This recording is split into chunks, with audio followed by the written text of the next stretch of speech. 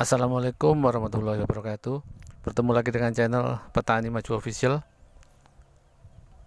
Pada kesempatan kali ini saya akan menjelaskan tentang akarisida. Apa itu akarisida?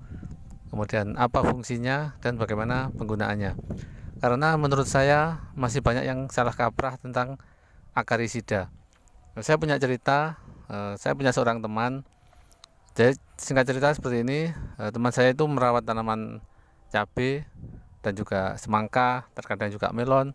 Pada saat-saat tertentu dia merasa semua obat tidak mempan untuk menanggulangi penyakit, penyakit keriting khususnya. Jadi bila menyerang tanaman cabai, keriting kemudian tidak bisa tumbuh dengan optimal.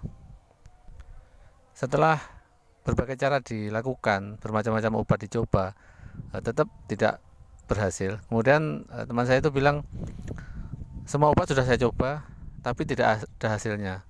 Ternyata setelah saya cabut tanaman itu, akarnya benjol-benjol. Dia mengambil kesimpulan bahwasanya ternyata hamanya itu ada di akar. Pantesan semua obat tidak mempan. Ternyata ini adalah akarisida. Jadi akarnya yang diserang. Teman saya mengambil kesimpulan seperti itu. Ini tentang pendapat. Saya tidak menyalahkan pendapat karena orang bebas berpendapat. Namun saya punya pendapat lain tentang hal itu. Menurut saya kata akarisida itu berasal dari kata akarina dan sida. Akarina artinya kutu-kutuan atau hama kutu-kutuan, keluarga kutu-kutuan. Sedangkan sida adalah membunuh. Jadi akarisida itu artinya membunuh kutu-kutuan. Jadi hama kutu-kutuan itu macamnya banyak, bisa kutu daun, kemudian kutu kebul, trip dan lain-lain. Trip, apit, mite dan lain-lain itu semua keluarga kutu-kutuan. Jadi akarisida ini obat untuk membasmi kutu-kutuan. Umumnya hama kutu-kutuan itu menyerang bagian bawah daun.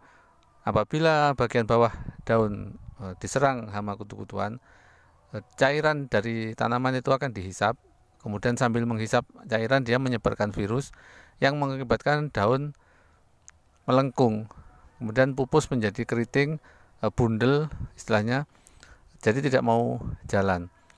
Apabila hama kutu-kutuan menyerang tanaman semangka atau melon ataupun cabai, akibatnya akan sangat fatal. Apabila masih dalam pertumbuhan, maka pertumbuhan akan terhenti.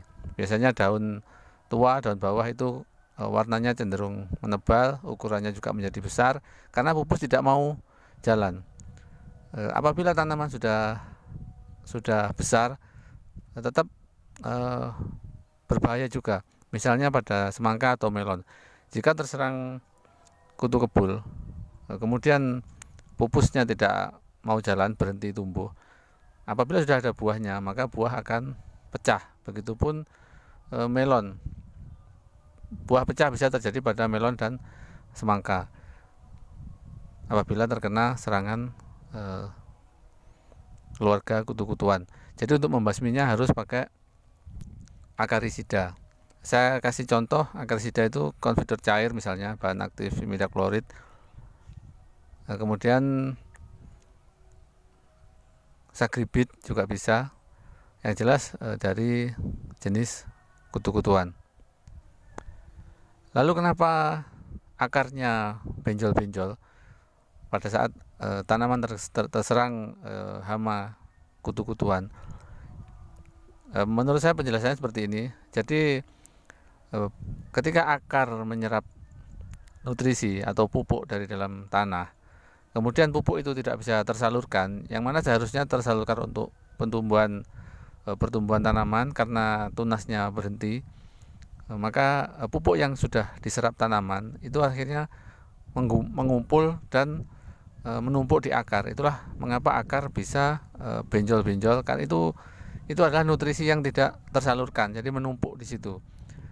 Itu bisa berlaku untuk tanaman cabai, melon ataupun semangka, sama saja. Intinya ketika pupuk terserap harusnya tersalurkan, namun karena tidak tersalurkan akhirnya menumpuk di akar.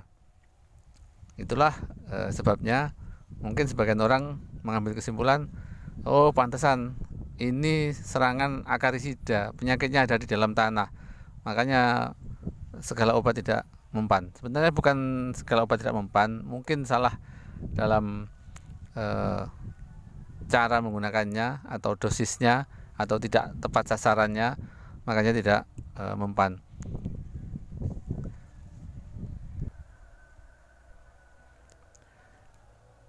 Itu sekilas cerita tentang akarisida. Adapun penggunaan akarisida yang benar adalah karena hama menyerang bagian bawah daun. Pada saat penggunaan usahakanlah bisa mengenai bagian bawah daun. Kemudian gunakan akarisida yang bersifat sistemik dan kontak. Jadi bisa gabungan, bisa diselang-seling. Kemudian pada saat-saat tertentu, misalnya serangan kutu kebul atau kutu daun sedang parah, itu bisa dilakukan penyemprotan pada sore hari. Kalau tetap tidak terkendali, bisa dilanjutkan malam hari, dan akan lebih baik lagi kalau hama kutu-kutuan ini dicegah untuk masuk. Jadi jangan sampai terjadi serangan, sebisa mungkin dicegah. Caranya bagaimana? Dengan pengobatan rutin. Jadi jangan menunggu ada serangan. Walaupun tidak ada serangan, berikan akarisida yang bersifat sistemik, karena ini bisa melindungi dari dalam. Secara berkala, secara bertahap, berikan terus menerus supaya tanaman selalu kelihatan mulus dan bersih. Sekali lagi, jangan menunggu serangan. Namun apabila terlanjur terjadi serangan, maka harus dilakukan dengan dosis yang lebih tinggi dibandingkan untuk pencegahan. Jadi kalau misalnya untuk pencegahan 2 sendok per tangki, untuk pengobatan bisa 4 sendok per tangki. Yang perlu digarisbawahi adalah semua kerusakan yang disebabkan oleh kutu itu obatnya adalah akarisida. Baiklah sahabat petani maju dimanapun Anda berada, itu tadi cerita tentang akarisida. Bagi yang belum jelas atau ingin ditanyakan, bisa melalui kolom komentar. Jika video ini bermanfaat untuk Anda bisa subscribe. Silahkan subscribe, like, dan share. Sampai jumpa di video-video kami selanjutnya.